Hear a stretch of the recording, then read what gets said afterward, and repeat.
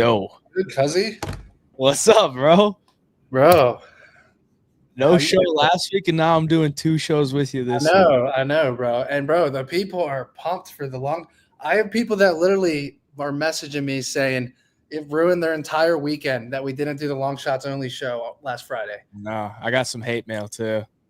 I felt kind of bad. That's what you want, though. You want the audience to be like it's a good sign if the audience is really loving it, you know, because if they didn't give a shit, they wouldn't say anything, you know. It's probably good though, because I would have been wrong on so many fights last week. So I don't think I've ever started off on a bigger bloodbath like that. D-Rod round 3 KO, I hit for like 25K. I was literally down almost that much going into that fight, and then fucking thank God the Corey Sandhagen fight was ruled a KO. Like, if that would have been a sub, that would have cooked me. I got that at plus 450.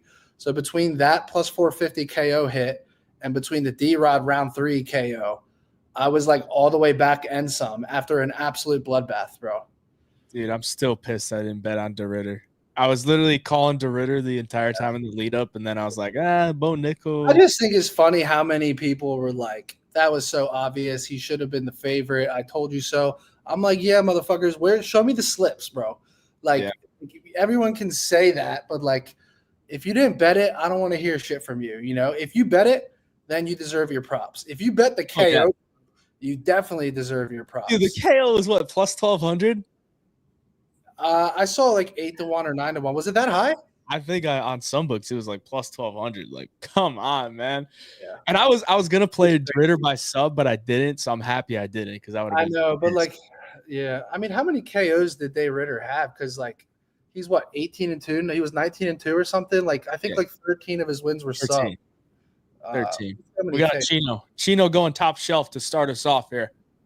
Oh my god, I'm so pissed because I'm out. I was gonna go downstairs. I didn't have time. Let me see. I'm like curious now. Dude, I was calling him Desmond Day Ritter on Show Me the Money and YouTube because of the QB, Desmond Day Ritter. I didn't even fucking notice it until someone told me on the YouTube channel. I literally you always Desmond Day Ritter like 10 times, bro. And not one person told me until I posted on YouTube. So Day Ritter he only had 3 career knockouts going into that fight. So that was a good call. All right, let's see the ticket, Dixon. Let's see the fucking ticket, bro. All right, well, let's dive. It's a new week. It was an entertaining card last week, honestly, whether you won or lost. Let's go ahead and dive into the full card here with my boy Hayjive. All right, up first, bro. Honestly, is this the first? This is definitely the first fight of the night. I don't think it is, man. I think. But if it is, it's a hell of a fucking scrap to start the fight. But let's pretend it's the first. Great matchup here. I watched a lot of tape on both these guys, bro. Santos and Lee here. Honestly, I want to hear your thoughts on this, but I think Santos is going to be at like a size and reach disadvantage. And I think the only thing that matters in this fight is whose chin fucking holds up, because it could turn into an absolute slugfest. This is one of those fights where you're like, there's no way it goes the distance, and then it goes the fucking distance. What was the example of that last week? The Jeremy Stevens fight, right? Exactly. That fight, there's no way that fight ever goes the distance. It's going to be an absolute war, and then it goes the distance. I was close to playing a finish prop on this fight, and I have the worst gut feeling, just like that Jeremy Stevens fight last week. But what do you make of this one? So I initially thought Jung Lee when he was the underdog, and then I kind of got scared off because I was like, he doesn't really show me that much. Like, I think he has skills. He just doesn't really know how to fight. And then Daniel Santos like knows how to fight, but he's lacking in the skills. He's lacking in the size. So now it's what? Jung Lee's like a slight favorite. And I don't know how this fight's going to play out. And then I thought violence too. And then I'm like, I know, bro. And the number's not that crazy, I don't think. No. Let me see what that number is. I don't even think I'll have a bet on this one, dude. I think I'm just going to see how it plays out. But I could see either an early finish from Jung Lee, because Daniel Santos is super hittable early on. And he's like a lot smaller. I don't know if he's felt, the 145 power, but if it extends, Daniel Santos is probably going to take over a bit. No, I know. All right, I'm still blasting this fucking show out. My bad, bro. But yeah, I was originally looking at Young Lee by KO here, but it is scary because of Santos's chin. Dude, even the Hyder Emil fight. Did you watch? Did you rewatch that fight, the Jun Lee versus Hyder Emil? What, all 40 seconds that it lasted, or Like what? a minute of five, but dude, he's like the only guy that's had Hyder Emil hurt. That you see, like the first he hurt him on the Yeah, feet. well, they both like landed flush shots, and then Jung Young Lee just started swinging. Like that's why I'm saying I don't know if he knows how to fight. Like the dude landed one shot, got hit, and then was just like, I don't care. I'm swinging for the fences, and then it didn't work out for him.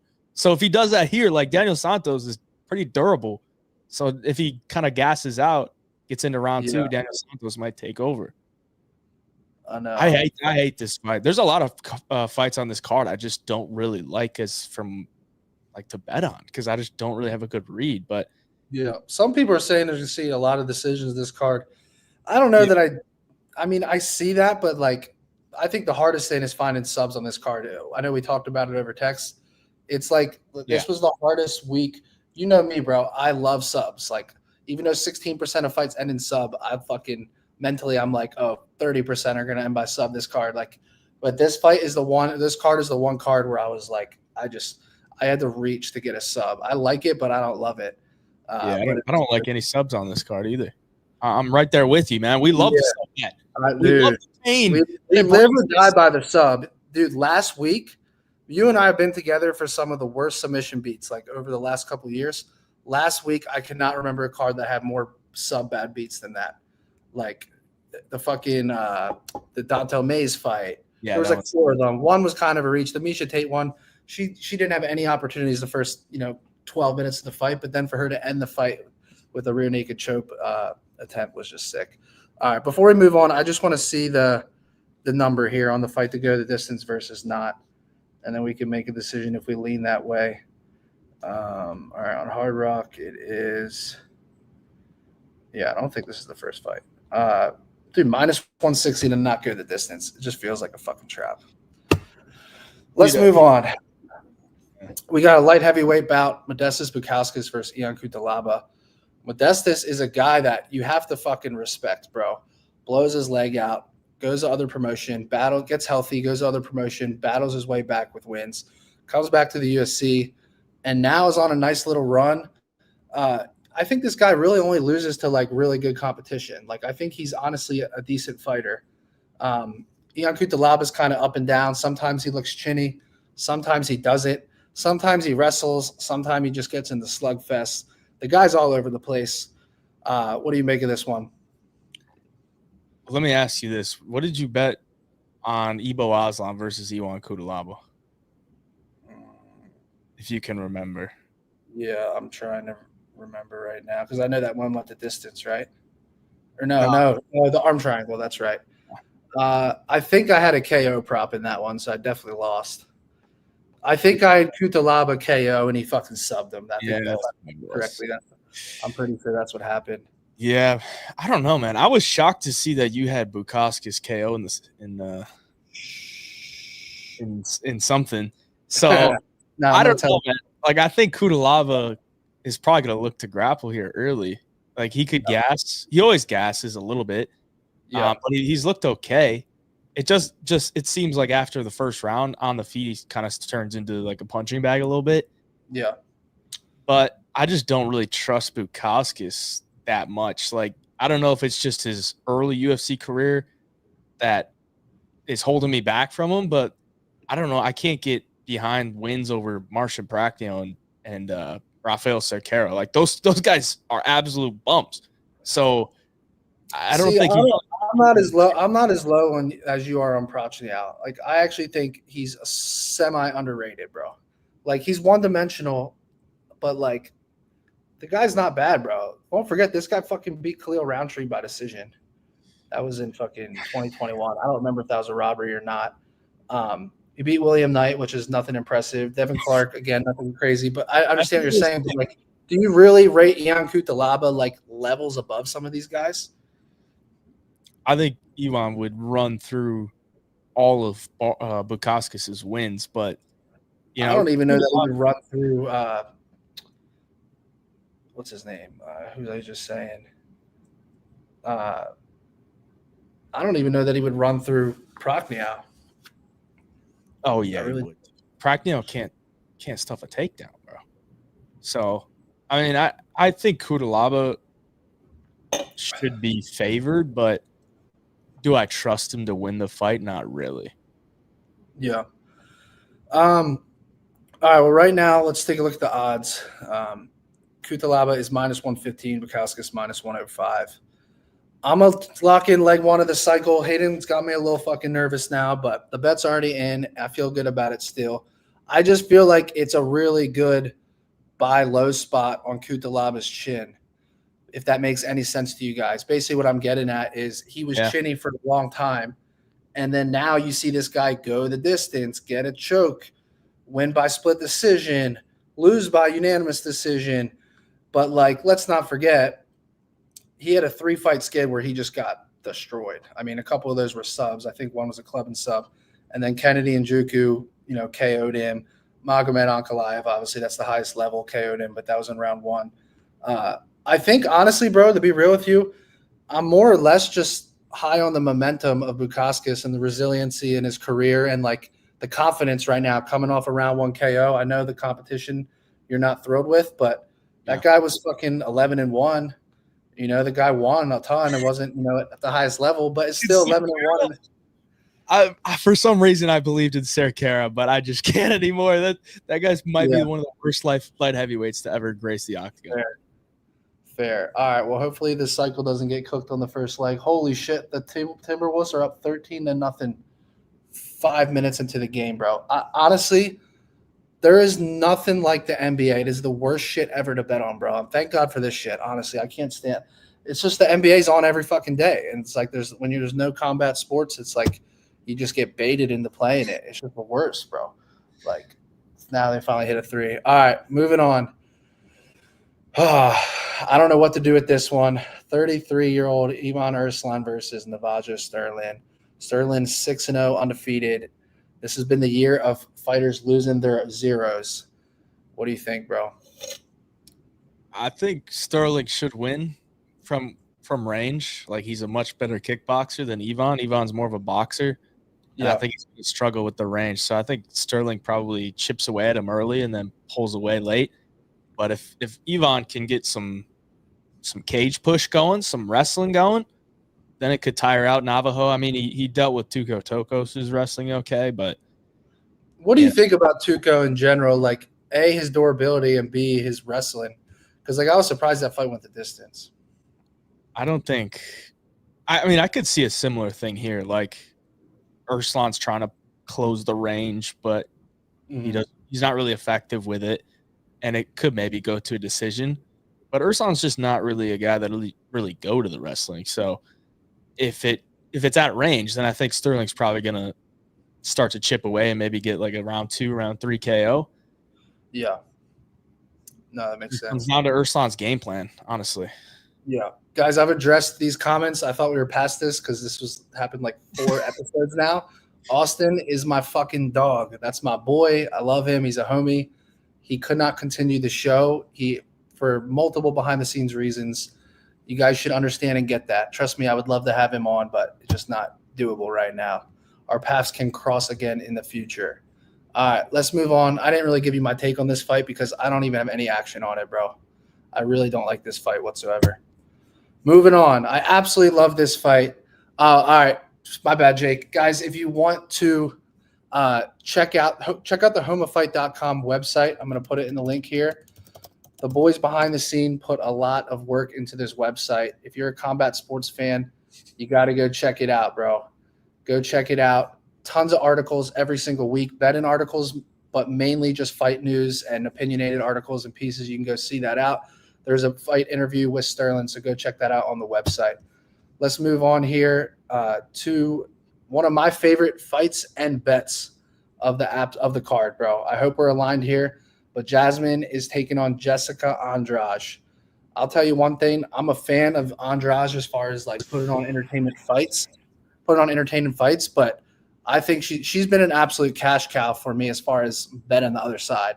I made a lot of money taking Tatiana Suarez, ITD, and submission against her.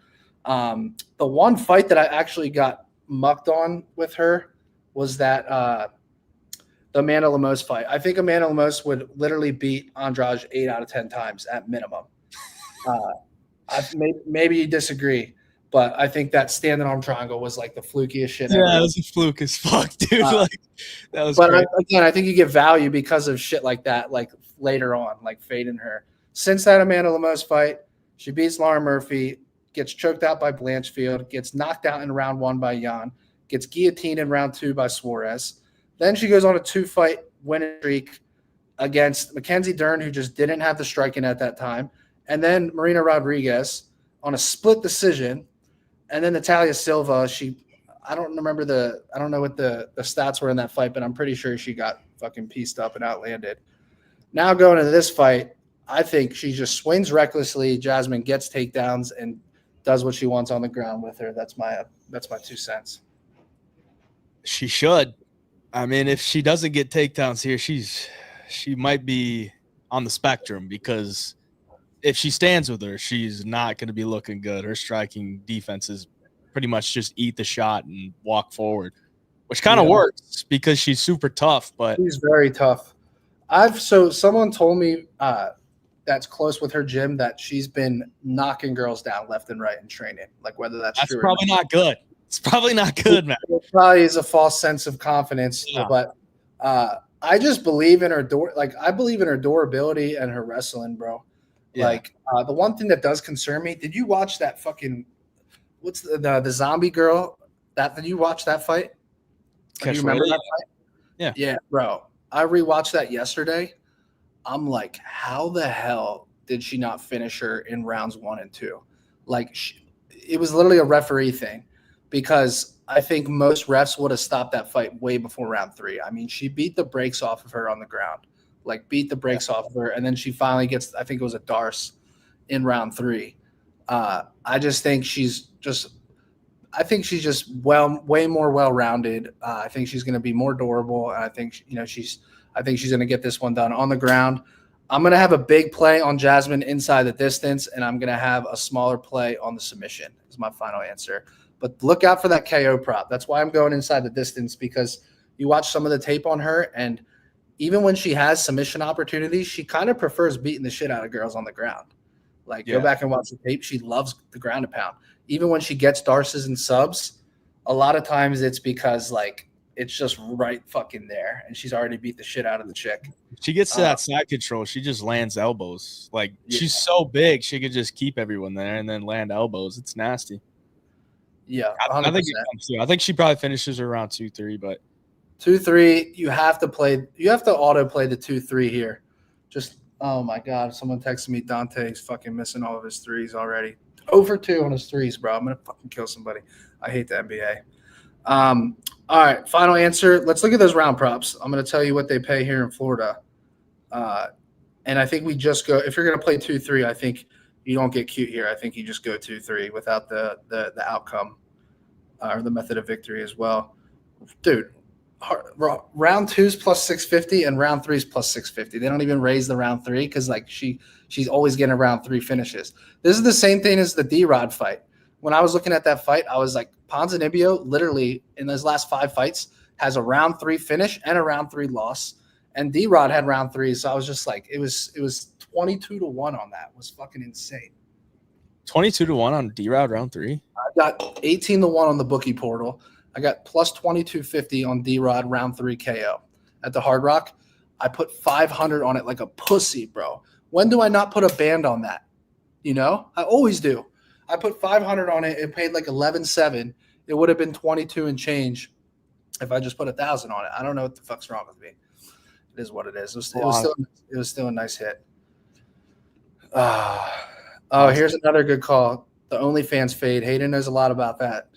Oh, geez. I don't think she has round it anymore. 9-1. Hard Rock screwing us there. 9-1 on DK.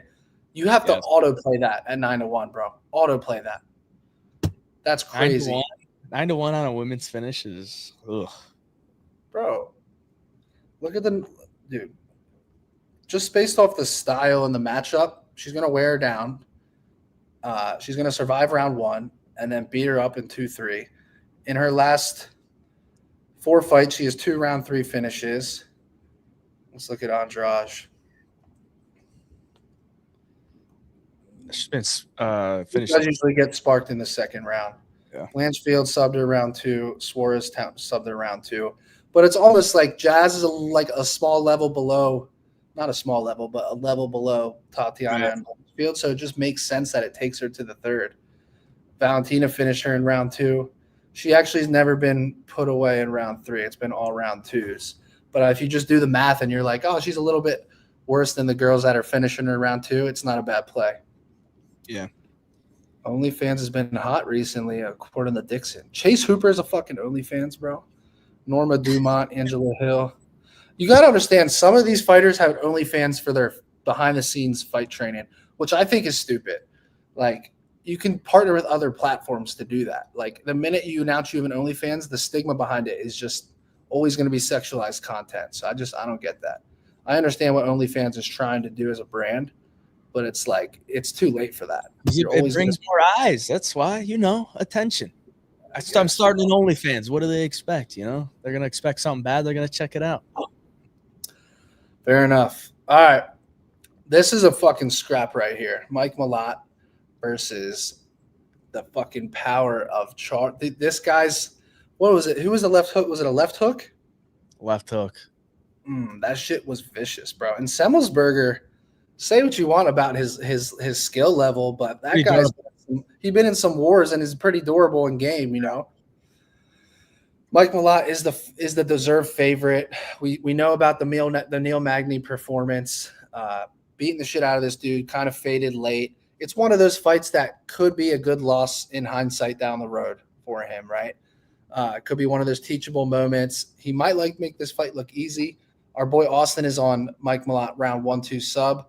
I was trying to get there, but this guy's never been sub before, and I don't know if I can trust Mike Malot to do it. On the other side, Gilbert said this is dog by KO. Gilbert loves this play. I like that too, bro. If Mike Malot doesn't get this guy to the ground or doesn't get him out of there, I think there's a legit chance that this dude can land the shot. But then again, it could be a buy low spot on Malot. What do you think?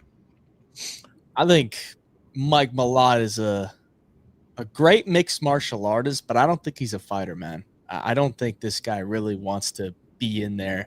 He's a bad nail. And we saw his last time out against Trevin Giles. He didn't even want to open an opportunity for him to be a nail. He was being super low volume. He didn't want to wrestle because he didn't want to gas out. Charles Radke, bro. Wisconsin born. Training with Malot. Training with GM3. Yeah, I love that, dude. I do like that.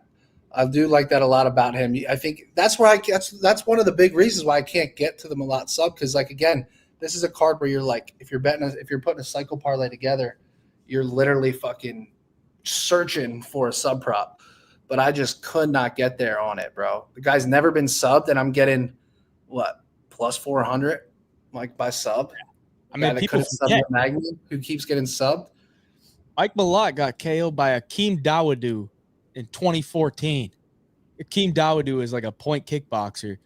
Fights at 145 now. Charles Radke, you see that left hook he landed on Matthew Semmelsberger? It was like he got tased. He didn't know what the fuck just hit him. Yeah. What's your thought? Over. Yeah. What's your thought on violence here as like a parlay piece? Minus 210. That I don't like. I think the price is tough. Yeah, the price is tough. If I get like minus 150 or lower there, I think I would play it. But you're gonna pay over $2 on that shit? Yeah, no. I wouldn't. I could see Mike Malot fucking mix in takedowns and run clock. Yeah. I mean, I could see Charles Radke went to a decision with Blood Diamond, so it's not like he's just finish or bust. Like he's going to go there and I think he's improved a shitload since then, though. I think so, too. Like, I could see this being a 29-28 where both guys have some moments, but I just think Charles Radke as the underdog is the side. But I've also seen a lot of love for Charles this week, so it might be a mush. You never know. Yeah. Charles by decision is almost 5-1. And if Malot like kind of implements a grappling game plan and Charles just has the bigger moments with the hands, I think that's live, bro. I gave it out on my best bets show today. I gave out Charles Radtke plus 3.5, even money. Really? Yeah, plus 100. I mean, I don't really think Mike Malot's going to finish him, but if he does, if you're going to play the money line, you're going to lose it anyway. You're still getting plus money on the plus 3.5 just in case it goes to decision. I think he wins a round. Yeah. This is a good question. Why not BSD sub in the cycle parlay? Full transparency, I didn't even have a number for it today, and I wanted to get the parlay out. Hard Rock didn't even lay a number on that. I went to bet online, and it was like, actually, they didn't have it either. It was just the over-under out in the money line. They'll probably release it on like Friday night or something. And, dude, it's all, like BSD coming off all these losses. I almost see a world where he wants to get like a vicious like highlight KO. Like, even if the sub's there, I almost like think he could not even take it and just try to like get a vicious KO. We'll talk about it later, bro. Dude, his chance that BSD gets fucking KO'd by this guy, because that would pay a fortune. I mean, he's got some nice head kicks. I will say that. Prepelic does. And something doesn't look right with BSD. Every time I see him, I know he's like wearing bruises. He's literally got bruises. He's got bruises on his face. I just think mentally something's going on with him, bro. I don't know what it is. I really don't. Probably getting destroyed. Yeah, that's true. But I saw a couple things on. We'll wait to get to that fight before we keep talking about it.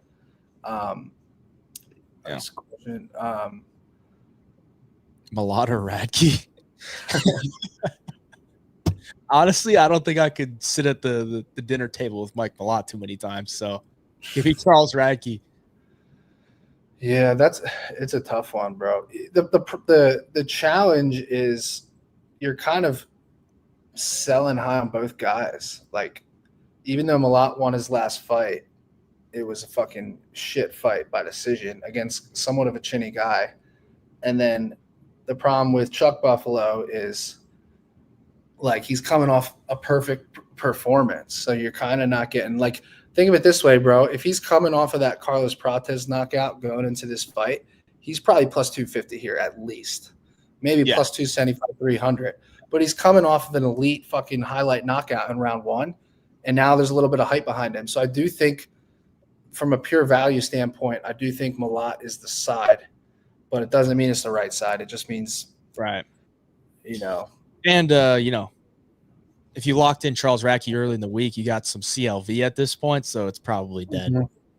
There's been a lot of dogs closing at smaller numbers recently.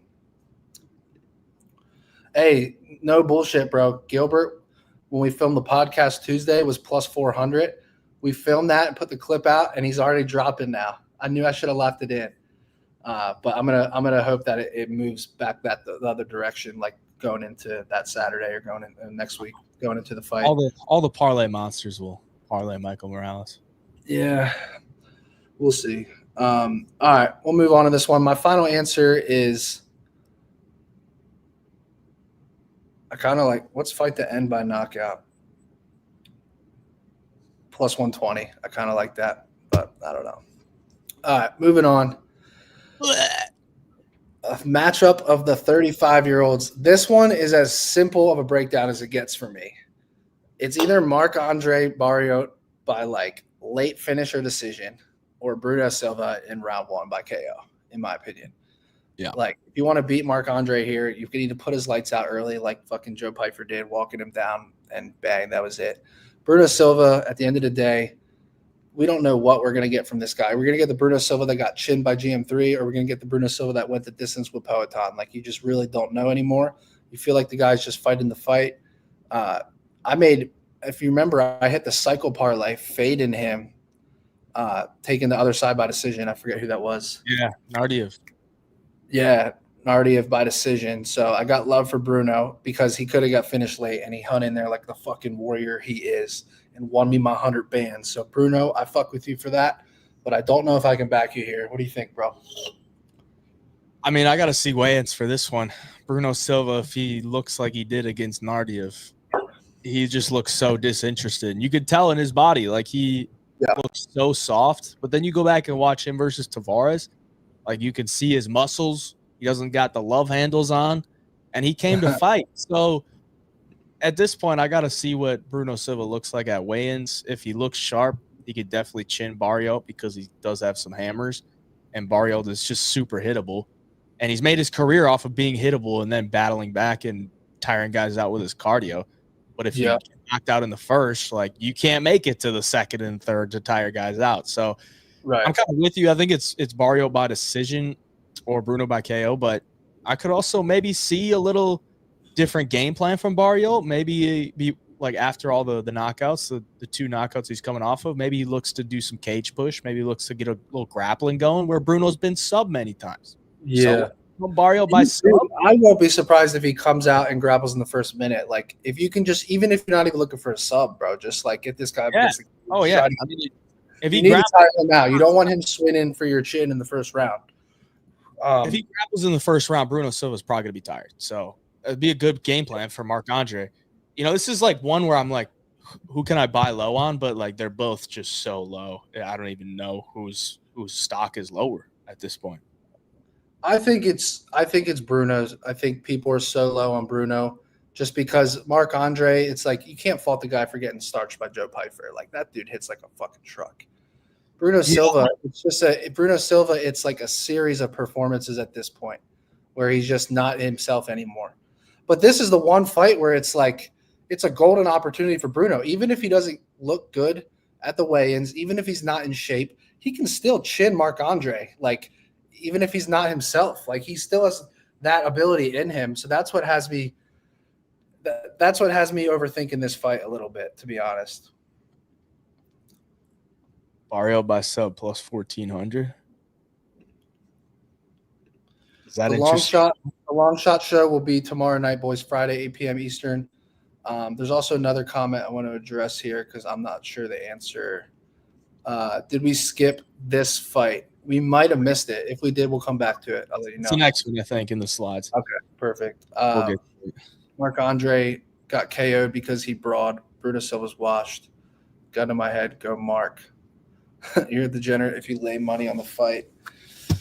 Yeah, that's a reach. That's a little bit of a reach. Barrio has been knocked out in his last 2, round 1. Yeah, that's the thing. And Bruno is like a very dangerous guy in round 1. I mean, how many round 1s does this guy have in his career? Bruno? Yeah. Probably a lot. Right. He has 20. This guy's fucking 20 knockout wins. Brad Tavares, round 1. Jordan Wright, round 1. Wellington Turman, round 1. I mean, he has so many round 1s, it's ridiculous. I think he has like 8 of them. So when he gets KOs, they're the majority of the time in round 1. I don't even mind double-sided action here. Silva 1-2, Marc-Andre 2-3, and then you pray it doesn't fucking hit the cards. Yeah. But I'm telling you, like, that's live. Yeah. I mean, Barrio might get knocked out on his walkout. Oh, God. All right, let's not spend much time on this one. Final answer. I'm probably going to go 2-way action here, depending on the numbers on the round props. Let's move on. Hayden was right. Brad Katona versus the guy that is known for dropping Umar. That's literally what this fight is. Yeah. Brad Katona, I think, is kind of an underrated guy. I was this close to putting Katona by decision in the cycle. I didn't do it. What do you think on this fight? I got to shout out my guy right here first. Got his Professor Parlay shirt. Let's go. Appreciate you, brother. Hopefully your parlay's cashing this Saturday. You're going to be wearing it. You can't lose in a Professor Parlay tee, bro. It's like if you do, you need to hit up Hayjive and ask for a fucking refund because really can't. It's in the small print of the merch. Yeah, for real. All right, we'll get into this one. We got Brad Katona, Bexot. I mean, do you think Brad Katona could maybe get KO'd here or no? I don't think he's going to. I mean, I don't think too. Dude, we see this all the time. Who was the other example where a guy's a big moment against like a huge name? Oh, fucking Ian Gary. Who did Ian Gary get head kicked by? The Chinese. Yeah, he got hit with a left hook, dropped him. Song Kanon, thank you. Think about that, bro. Song Kanon drops Ian Gary. Now, granted, he got put away later in the fight, but look what he's done since that. He's gone 2-2 and has been finished in the first round in one of those losses. Like we see this all the time where guys have big moments and then their stock is like overvalued because of it. And I like genuinely think that could be now this guy does look good, but Umar fucking 30-27 him even after he dropped him. So like I kind of think Katona can fucking mix it up more and get takedowns and tick the clock and do enough to win like a 29-28 here. Because he's a dog, right? Yeah. I was gonna maybe bet on Katona, but I think his ceiling is a close decision. So as an underdog, like he's plus 130 now. So I mean, it's not really like that much. There's not much upside. There's probably more upside for Beksot to land a knockdown, land a knockout. But I don't really trust him. Like I just don't really think he's the goods. And I know Brad Katona's durable. I know he's gonna have enough cardio. He's got enough skills. So this one's probably a pass for me. I mean, maybe fucking Brad Katona by split or some shit. But yeah, this is one that I just don't like, man. I agree. Let's see what the chat likes. The level of disrespect. What respect does he earn, bro? What has he done in the UFC? You laid it out perfectly. Like this is the classic sell high on a guy that dropped Umar, but literally lost almost every minute of the fight outside of that. Yeah. So there's just not enough footage on him at a high level. Like he couldn't do anything for the rest of the Umar fight, but Umar would destroy Brad Katona. So it's just like it's really there's not enough for me to even think about putting. I mean, I'll probably unofficially bet this fight 5 minutes before, but I'm not putting out any official plays. All right, boys. It is time. You're looking at above me the pay-per-view king, undefeated in 2025 on pay-per-views, net profit every single card. Code Canada is going to get you boys the whole weekend free this Saturday. Let me plug the link here. Basically how it works, you use code Canada when you're checking out. So you have to check out because it's going to put your card on file. The weekend's going to be free. If you decide you like the picks, you can stay on next week. If you don't want to stay on, you can cancel it and get charged $0. I'm going to link this right now here in the chat. You guys can go check it out. $0 this weekend on the card. Get that boy Hayjive's picks and also Nolan the Parlay MMA. I just posted it right there. Let's move. There we go. Let's move on to the next fight. And there's the stats, up 22 units on pay-per-views. The pay-per-view king, go check it out. Go get the plays for free. Let's move on here. I got to click back now. There we go. All right. Benoit Saint Denis. I made a bag betting against this man twice now. I am up a fortune fading this man. Dustin Poirier KO. I got like 4-1, 3-1. This is when BSD's stock was as high as it possibly could ever been. And he was looked at as like the next guy to like compete with Islam. Poirier kind of gets ragdolled the first round, comes out, then starches this dude in round 2. I made a bag on that. I believe it was like plus 450. Maybe I'm wrong. It's been a while, but it was up there for a Poirier KO line. That's as disrespectful as it gets. Yeah. Then he comes out in Paris. I have a Brazilian flag on me in Paris. I'm probably one of 5 people in the entire arena rooting for Moicano. I'm sitting front row watching the fight. I cashed on a Moicano round 2 finish. I cashed on Moicano ITD and money line as an underdog. He made him look. Moicano looked minus 800 in that fight when it was all said and done. 1 takedown, and BSD had no idea what to do on the ground. He beat the shit out of him. That dude's face looked so destroyed. So the question in this fight, obviously, it's a massive mismatch per the odds. But did this dude fucking lose his soul and his will? And mentally, is he different after those 2 losses? Because this guy was untouchable. He was like this French special troop guy, like badass dude, and a big favorite, the next guy. And then he just gets the brakes beat out of him 2 fights in a row. And now it's like, do you take a dog shot here just because the odds are so stupid? What do you think? I mean, I think Moicano messed this dude up maybe for the rest of his career because he took so much damage in 1 round. And now when he's in his interviews, this dude. His interviews like Moicano told me on the podcast that after round 1, when they came out in round 2 and like met in the middle, Moicano literally said, he's like, I feel bad. He's like, good fight. He's like, I feel bad for what this guy's face looks like right now. And then he just coasted in round 2. But bro, after round 2 ended, I was like, fuck, I lost the prop. They stop it right after, in between rounds 2 and 3, and that means the round 2 cashes. I was so pumped.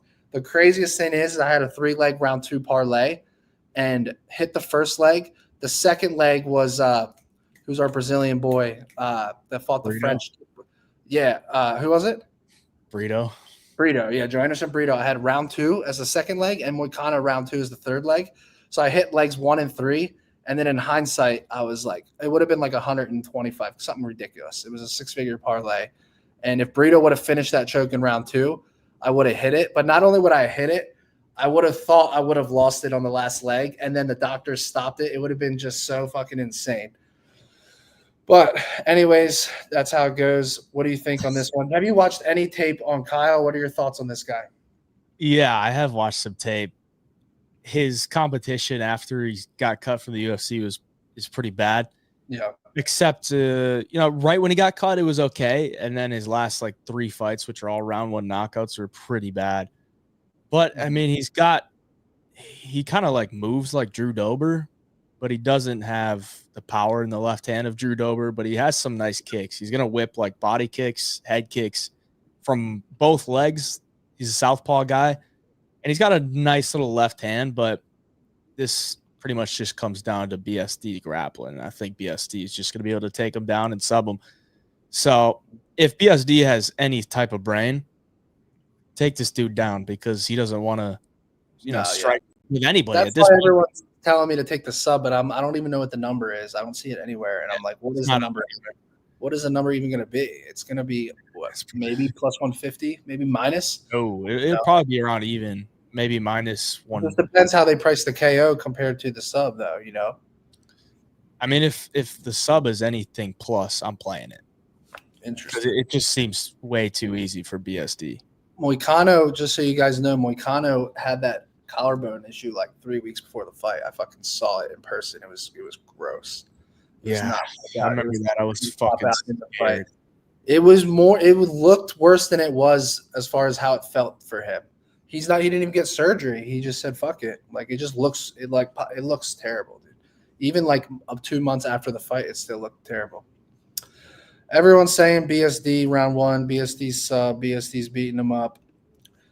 I agree, but at the same time, maybe this isn't the fight to fade him. Now, if he finishes this guy in round 1, he said that in 2 weeks he would literally come out and fight Gamrot. He said the reason he turned down that fight is because Gamrot would not have been on the fight on this card. It would have been in a couple weeks after. Oh. According to him, I don't know if you saw that clip, but which I believe that, honestly. So the question is, what would you put your money on if BSD was a 2-1 dog against Gamrot in a couple weeks? A 2-1 dog against Gamrot? That's what I'm making. I don't know what the line would be. I would take BSD then, because I've never been a believer in Gamrot, and I think BSD can scramble. I don't think. Yeah. I mean, BSD's going to get taken down left and right. It's just a matter of what happens after that. Right. That's why I didn't think Moicano was going to do him like that, because BSD has always shown so many such good scrambles. If guys take him down, he'll just get back up. Dude, Moicano, he told me ever since that Drew Dober fight where he didn't finish Drew Dober, but he was able to kind of control him. He's all he did was work on his positioning and ground and pound on top, and it fucking showed, bro. Yeah, he's one of the best. He gets you on top. He's nasty. I agree with this comment right here, bro. I don't think he should be a 10-1 or 11-1 favorite. Let's just make it clear, just don't throw BSD in your parlay at minus 1100. Okay, just save yourself the heartache if it doesn't hit. If it doesn't hit, but even if it hits, it's not going to add much. So, bro, that I saw on some sites the over under opened at half a round. Yeah. I saw that. Yeah. It's under 1.5 minus 180 now. But I would fucking hammer over 2.5 minutes, dude. I don't care who the fuck's fighting. Oh yeah. Depending on the number, of course. I have played that 60-second prop before. Remember when I played Ikram Askarov? Yeah. And he won in the first 2 minutes instead of 60 seconds. I was pissed. All right, moving on. We got Alexa Grasso versus Natalya Silva. Very good matchup, honestly. Graas is going to look to close the distance, get in boxing range, maybe mix in some grappling. Silva, elite takedown defense, really good at range and distance, elite striking efficiency, striking defense. I mean, she's fucking really good. The question is this too much too soon for her? Because she, I believe, is what 2-1 dog, a little bit more than that, or 2-1 favorite, a little bit more than that now. But this is I think this is a pretty even matchup. The question is, how much do you believe in Alexa Grasso? I don't believe in her at all, to be honest. I don't. I mean, she was plus 700 or something against Valentina Shevchenko. She was down 2-1, about to be down 3-1, and she gets some Hail Mary submission. Like, yeah, it was a great move. She got the back, but she was going to lose that fight. And then she should have lost the second fight, and she got destroyed the third fight. So I've never been super high on Alexa. I think she has some good qualities. You know, her boxing is sharp. She's got opportunistic jiu-jitsu, but going up against Natalya's just not going to let you hit her. Like, she's just so good from the outside. Any type of boxer that comes near her is not going to be able to touch her with her hands. I mean, Jessica Andrade is like a literal wrecking ball. She just walks forward and wings bombs, and she couldn't do shit to Natalya Silva. Alexa Grasso was content to stand at range and look for counter boxing exchanges. They're not going to be there. So Natalya Silva, only way she loses this fight is some flukes up. She's going to have to fall from a kick, get caught in some type of submission. Other than that, Natalya Silva should win every round. She's way better from the outside. She's got good hands. She's got good movement. She won't engage in these pocket boxing exchanges. 91% takedown defense. Natalya Silva should absolutely win this. I mean, it's pretty telling that her decision prop is minus 145. You know, I almost put that in the cycle, but it's just fucking expensive. But like, do you really see? I don't see a world where she KOs Alexa Grasso.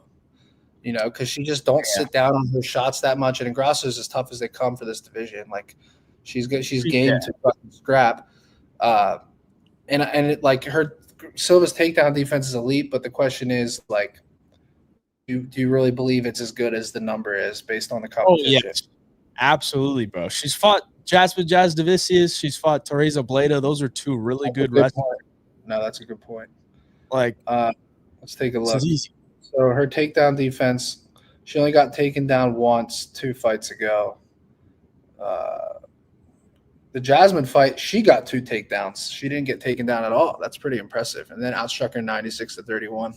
I'm with you, bro. I mean, she outstruck Andrade 117-50. I mean, I will say this, though. If Natalya Silva goes for a takedown, my cheeks will be puffed because Alexa, Gilead or Darst, she's pretty solid off of her back, but if she doesn't get it, she'll just, you know, be on her back. I just think Natalya Silva could win 25, maybe an hour from the outside against Alexa Grasso because Alexa just doesn't have the forward pressure to do anything. I agree. I agree with you. You've really, because I was leaning Silva decision. I think I'll probably play that on my card, try to get a decent number on it. It might be the most clear-cut decision of the card, truthfully. I hope so because I got a lot of money on it. Just a fucking number. I wish I get like even money at least on it. Or like, I will say Natalya's got some nice head kicks though, so that's the only way that I don't think it goes to decision. But yeah, I just don't see her being able to land those. Like, Grasso's going to be pressuring an interface, and she's going to be moving laterally and fucking, I don't know. I mean, let's look at Grasso. I mean, Grasso's, she only got finished by Tatiana, and that was a sub. She'd never been finished otherwise in the UFC. Highly unlikely to see a finish from Natalya here, but I agree. All right, moving on. Jose Aldo versus Ariel Helwani. Fucking matchup of the century here. What are your thoughts, bro? Has Jose Aldo got one more, or is he about to get pieced up on the feet? I hate it. I think it's just going to come down to a close decision. And, you know, what side do you want to be on? Do you want to be on the Jose Aldo side or the Ayman Zahabi side? Obviously, with the line, you'd probably want to say the Zahabi side, but you really trust Zahabi to get it done. Like, I don't really trust him to get it done. So, right. Stylistically, like Aldo's probably going to want to get on the inside and use his boxing. Zahabi's going to want to stay to the outside, poke the jab. Mm-hmm.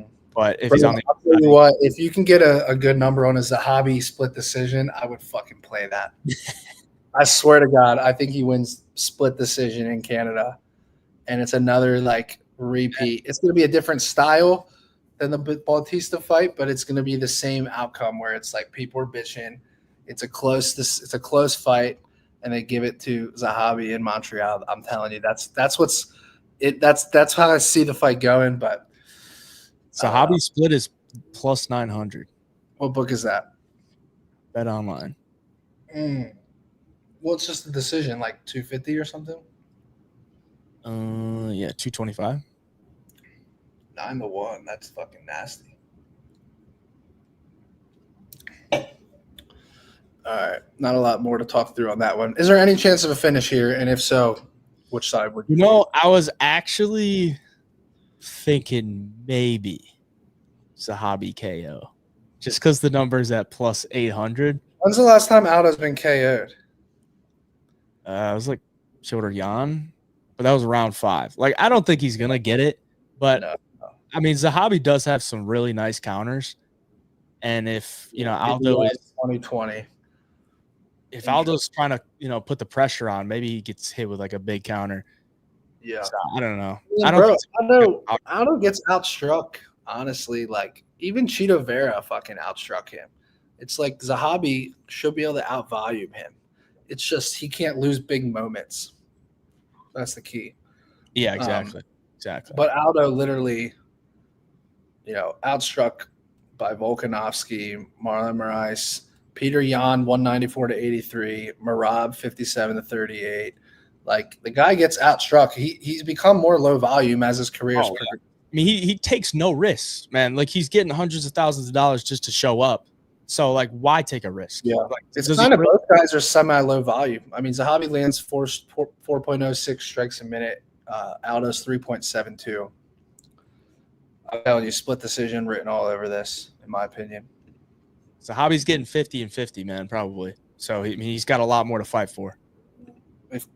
If Ant-Man's injured, that's good for my Zahabi, my Dante DiVincenzo bet, which is probably already fucking cooked due to 0 points. All right, moving on. The co-main event. I'm gonna let you pronounce fucking this chick's name because I always fuck it up. People give me shit, so you pronounce it, bro. We got Valentina Shevchenko and Manon Furo. Manon Furo. Yeah. Furo. Bro, I'll tell you what. I was looking at this fight 2 weeks ago, and I was like, this is going to be one of my biggest plays of the year because I thought I was going to get Manon at like plus 120 or some shit. Like, this was like 3 weeks ago. And I think this girl is fucking good. Like, she's big, strong, young. Well, she's not that young. 35? Is that fucking right? Yeah, she's not. Why did I think younger than that? I thought she was like 30. But, like, she feels younger as far as, like, fights and damage. And, Valentina's been in some fucking mileage for sure. Yeah. I don't know how Valentina is going to win, though. I really don't. I don't think she'll be able to take her down. I think this could be a 49-46. That's how I see the fight going. 49-46 for Furo. Yes. I could see that. I mean, I don't. If she stuffs all the takedowns, like, I really do believe she's going to fucking get the better exchanges on the feet. Like, I know Blanchfield isn't the highest level striker, but, like, she made her look fucking terrible on the feet, bro. Like, terrible.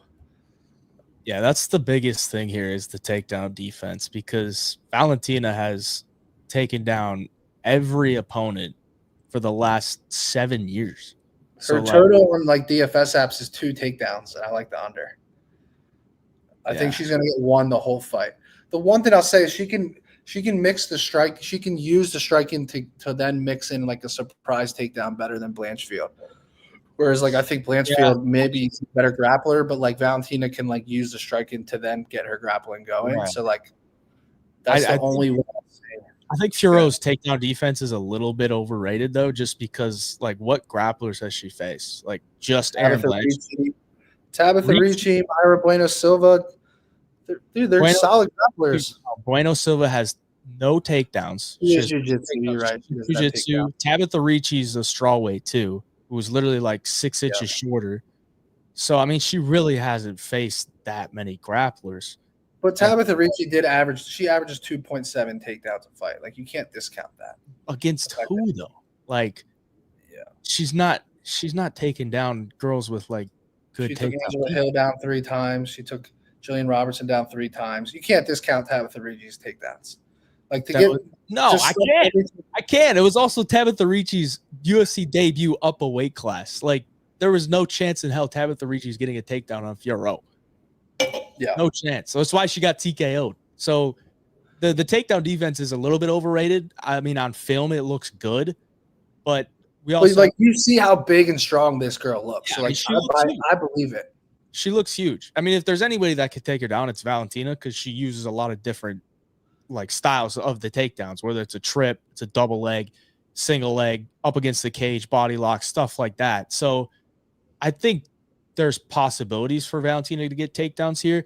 And something that nobody's talking about is like Manon Furo could get takedowns on Valentina. Like Valentina got taken out 3 times by Tyler Santos. So we got to factor that in as well. Like Furo is big and strong. I mean, you saw how she picked up and slammed Aaron Blanchfield. So, I mean, she could definitely. I also like the fact that she has the 5-round experience now. Like that makes me so much more confident on her. Like she landed 172 strikes in a 5-rounder against Aaron Blanchfield. Like that gives me confidence to back her here by decision. Yes, because at times she has looked like she's kind of gassing, but I don't read too much into the strikes just because Blanchfield is a literal punching bag on the feet. She just walks forward and takes shots because she's durable as shit. So I don't think Manon's going to put up big volume against Shevchenko because she's not going to be there to get hit. So the way I look at it is like, I think there's grappling upside for both girls. I think the striking will probably favor Manon like 60-40, maybe 65-35. And I think it'll go to a close decision. But at moments, there's times where there's just not a lot happening because Valentina's trying to like figure her out. So I ultimately picked Furo. And if Furo becomes an underdog, because the line's coming down a little bit, Furo's like minus 120 now. If she becomes an underdog, I'll play it at like plus 100. But like as a small favorite, I'm not going to play it. Fair. Somebody said they're hold on, where did it fucking go? I lost it. Let's see. Someone wants to fade my cycle parlay. All right. If you fade my cycle parlay and DM me and it hits, I will send you a $10,000 wire right now. Go do it. How are you going to fade it? How do you even fade? Fading the cycle parlay means my decision leg, you're taking the opposite fighter by decision, then the opposite fighter by sub, and the opposite fighter by KO. It's not a fucking money line parlay. Are you going to fade it? All right. Moving on to the main event.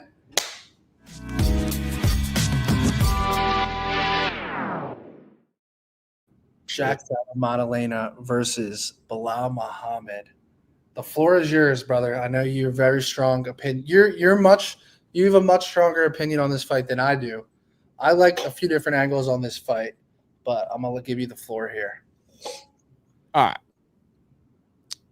Bilal Muhammad's almost 37 years of age. We all know the statistic of fighters over the age of 35 in title fights. Not many have won. Bilal did it last year. He did it at 36 years of age as a plus 220 underdog. His last 5 fights, he's been an underdog. Look at his opponents. Leon Edwards, harmless. Gilbert Burns got injured in the first round. Couldn't do anything after that. Sean Brady, it's a good win. But we also have to take into account that Sean Brady, that's Sean Brady's only loss, right? Yeah. Sean Brady, he got finished by Bilal. So what happened to that? Sean Brady wasn't experienced enough, and he literally said himself he quit. He quit from the pressure of Bilal because there was no grappling, and Sean Brady on the feet at that point was just a fish out of water. Vicente Luque, rematch. He got it done. It was actually a fairly close decision where he got outstruck 84-60, but he got the takedowns. And a win over, a 40-year-old Stephen Wonderboy Thompson, who could never grapple. So those are his last 5 wins. He was an underdog in all 5 of those. I don't see a lot of danger from any 5 of those opponents. None.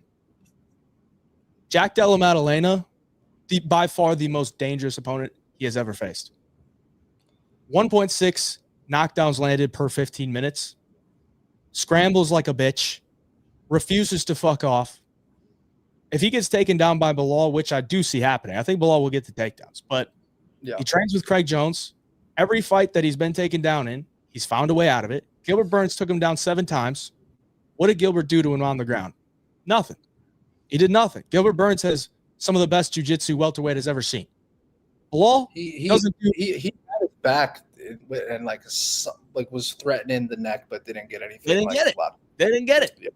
JDM will just defend, keep moving, scramble out of it. Bilal, if he gets you down, what is he going to do?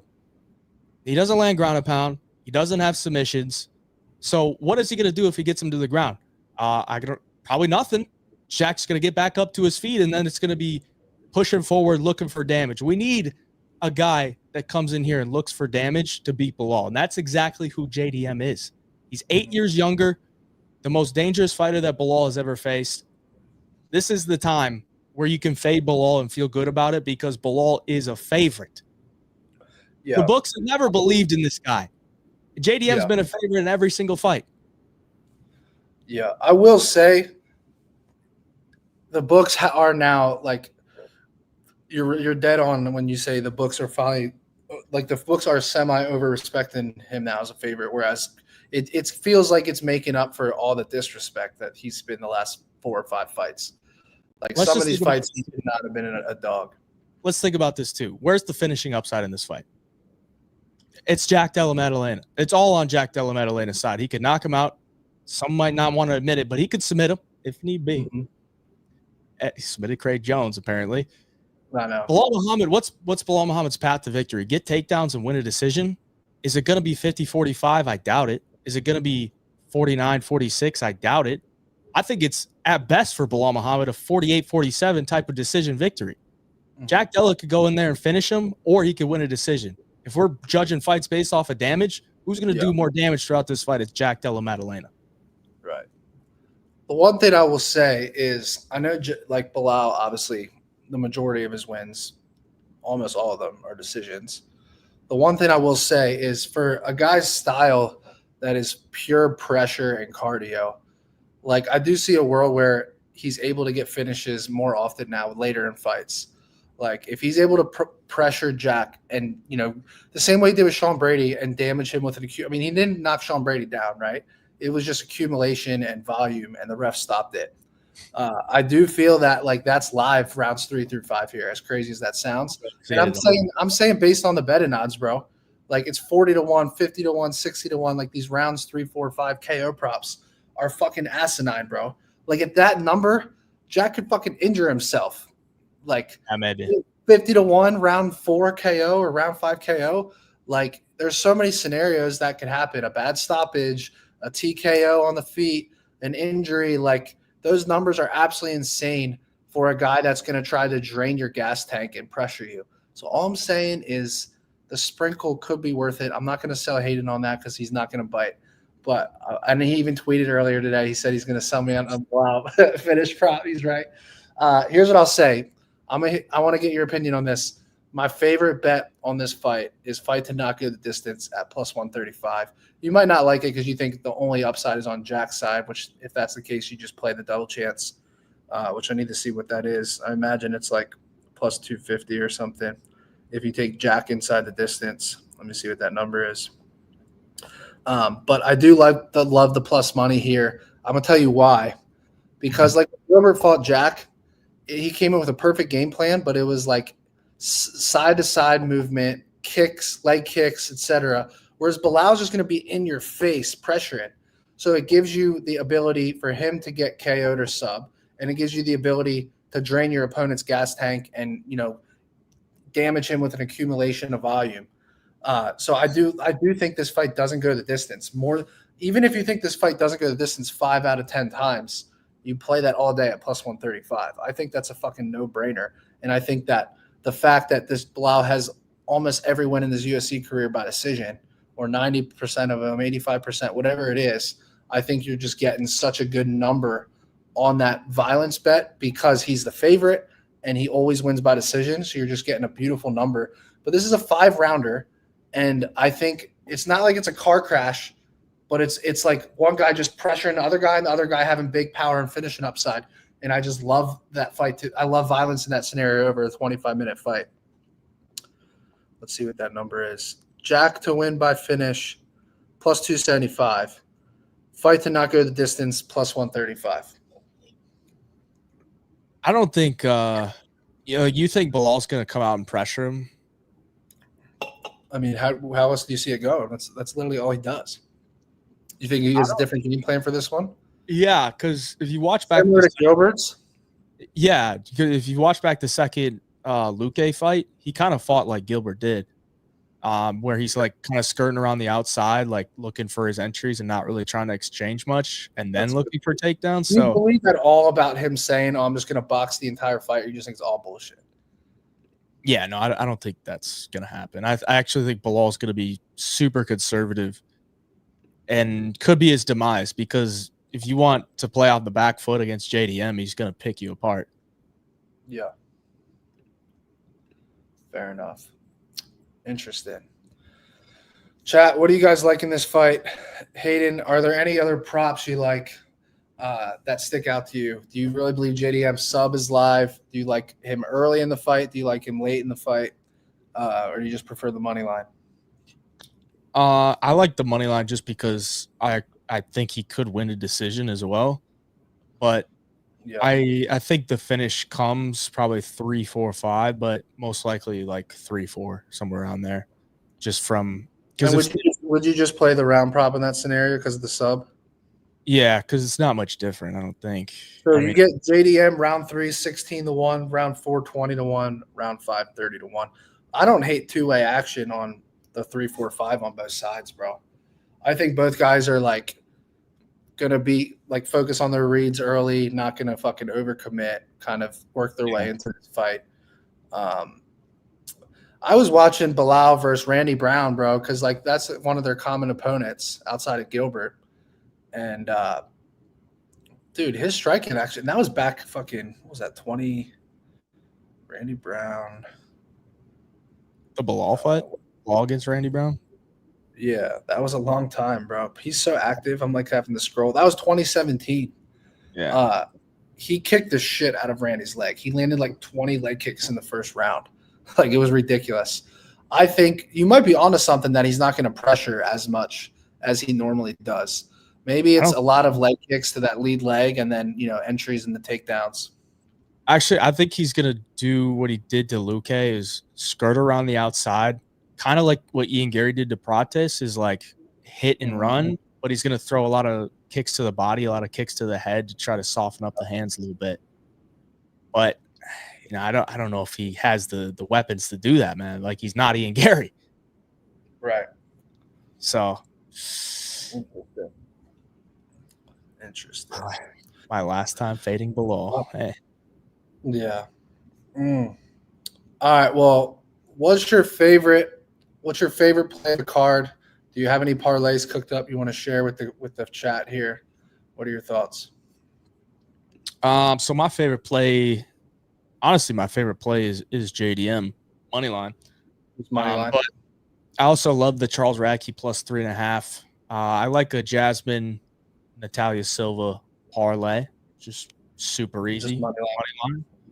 Yeah, I like that. You get even money on that, or plus money on that, right? Around that, yeah. Those are like the 4 spots that I like the most. Honestly, a lot of these fights, I'm just like, I just don't have a good read on. I don't want to force anything. So it's a tough card, especially for submissions, which that could be a fucking good thing that I'm not over on like 4 submissions. Like, I'm literally going to only have 1 submission on this entire card. When does that ever happen? Never. I mean, how many did you have last week? Like 5? 4 or 5, and fucking everyone was a bad beat. Like, literally everyone had submission attempts and like locked in submissions. 2 arm triangles. The 7-1, 2 arm triangles in round 1. then a rear naked choke attempt late in the fight. Like just the craziest shit. I don't know if it was a rear naked choke, something else, but just the craziest beats on their subs, bro.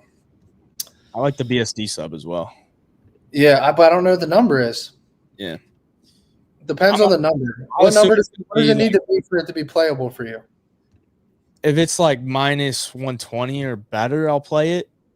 Anything over that, I probably wouldn't, but I expect it to be around like minus 120. But if it's minus 120, what is the KO prop? Plus 150. See, if that KO is plus 150, I'm fucking taking that. Like, to me, it's like, if he gets a finish, I think it's literally 50-50 KO sub.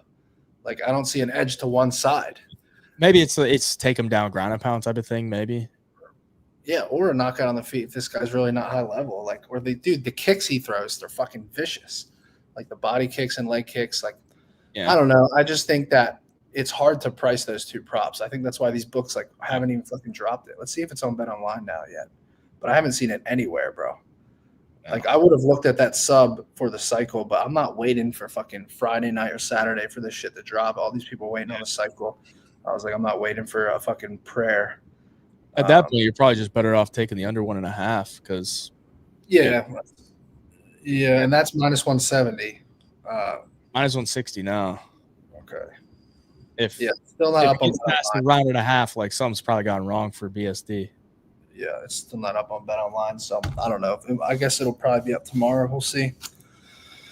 But all right, bro. Any parlay? Or you said your parlay was that 2-legger? Natalya Silva and Jasmine money line. Boys, I did drop my cycle parlay. It's on my YouTube channel. I posted it like 4 or 5 hours ago. If you guys want to go check that out, it is a 3-leg parlay.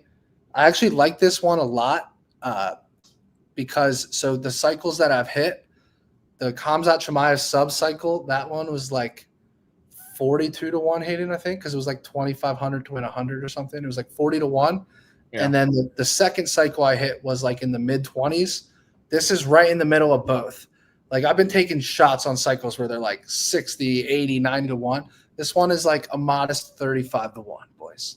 So go check that shit out. 35-1 cycle parlay. 4,100 is going to pay 150,000. One fighter by decision, one fighter by submission, one fighter by knockout.